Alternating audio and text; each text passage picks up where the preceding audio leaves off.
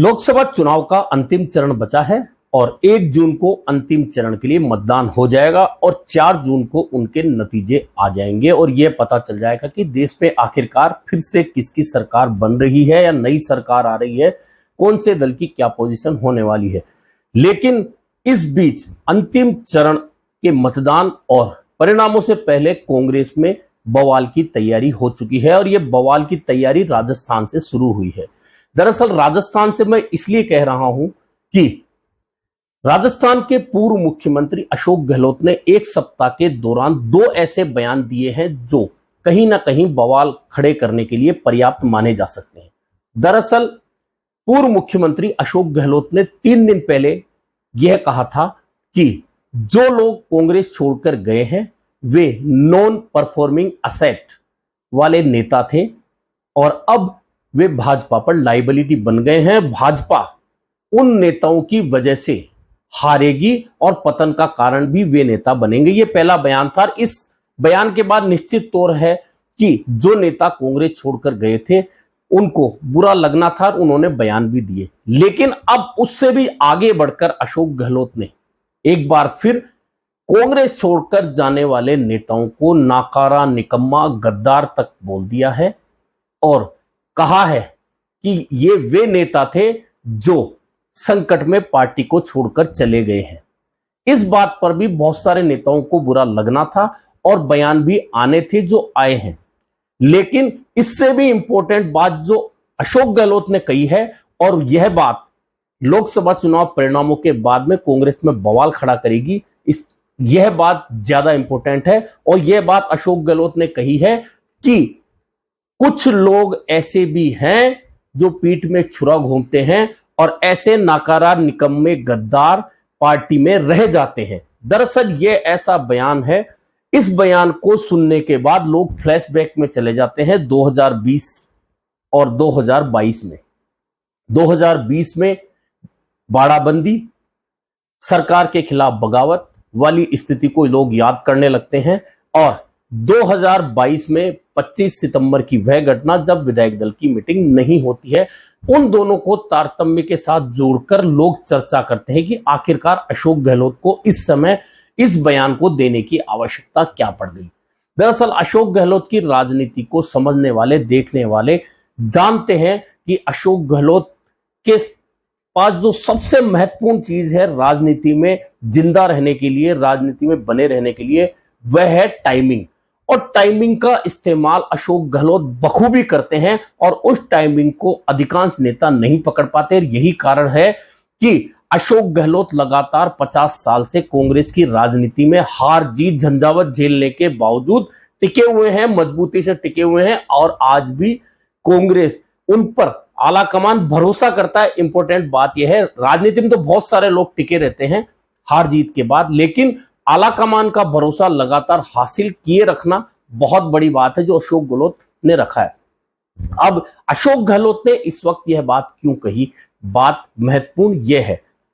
दरअसल अशोक गहलोत ने खुद का उदाहरण देकर यह भी गिनाया कि मैंने कभी भी पार्टी के किसी उम्मीदवार को हराने का काम नहीं किया, क्योंकि 1977 में भी जो लोग पार्टी छोड़कर नहीं गए, पार्टी कमजोर हुई तो वहां खड़े रहे मजबूती के साथ।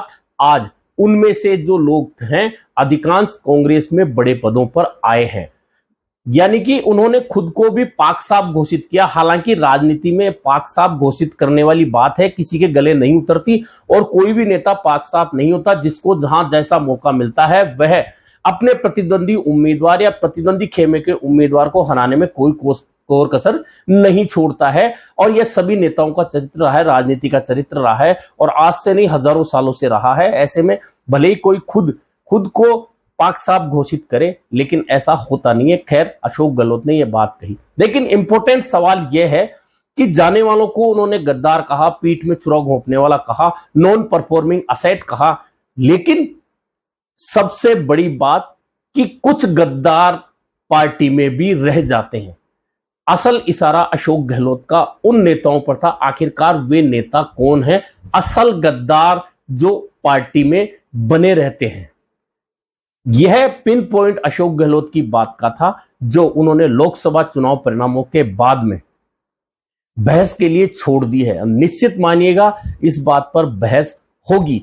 हालांकि नाकारा, निकम्मा यह शब्द उन्होंने सबसे पहले जब इस्तेमाल किया था सचिन पायलट के लिए उस वक्त किया था, तब 2020 में वे अपने साथ 18 विधायकों को लेकर मानेसर चले गए थे। इससे पहले अशोक गहलोत की ऐसी भाषा राजस्थान की राजनीति में या देश की राजनीति में किसी ने नहीं सुनी थी। पहली बार अशोक गहलोत ने इस तरह की भाषा का इस्तेमाल किया था।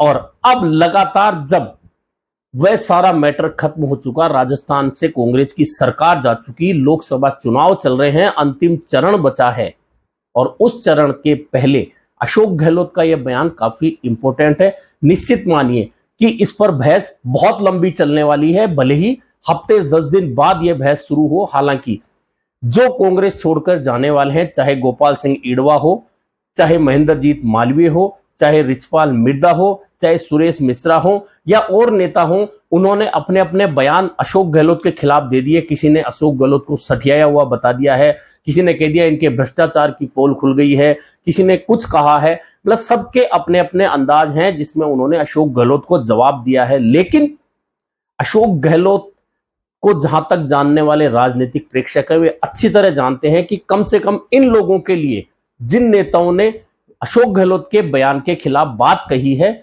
उनको लेकर अशोक गहलोत ने यह बात बिल्कुल नहीं कही होगी, क्योंकि अशोक गहलोत कभी भी वहां तीर नहीं चलाते जहां निशाना गलत लग रहा हो। ऐसे में अब पार्टी के अंदर गद्दार बच गए हैं या पार्टी में रहते हैं, पीठ में छुरा घोंपने वाले पार्टी में रहते हैं, असल बयान यह है। इसके मतलब बहुत सारे लोग अपने अपने तरीके से निकालेंगे, लेकिन अशोक गहलोत ने अपनी बात कह दी है। निश्चित मानिए आने वाले दिनों में इस पीठ में छुरा घोंपने वाली और वे लोग जो पार्टी में रह गए, लोग उन पर नजरें डालेंगे कि आखिरकार ऐसे कौन से लोग हैं जो पार्टी से गद्दारी भी कर रहे हैं और पार्टी में बने हुए भी हैं, खुद को बड़ा भी बता रहे हैं, बचे हुए भी हैं। आखिरकार वे लोग कौन हैं? अपने अपने अंदाज से हर व्यक्ति अब यह देखेगा कि आखिरकार वे गद्दार कौन है। लेकिन यह भी तय मानिए कि वे लोग खुद भी किसी ना किसी दिन जैसे ही इस बात का जवाब देंगे, बहुत कुछ स्पष्ट हो जाएगा कि आखिरकार पार्टी में बचे हुए गद्दार हैं कौन। वैसे इस बात पर बहस, असल बहस 4 जून के बाद होगी, निश्चित मानिए। तब तक अपने अपने हिसाब से इस बात का, अशोक गहलोत के बयान का मतलब निकालते रहिए। आज के लिए इतना ही, फिर मिलेंगे नए मुद्दे पर चर्चा के साथ।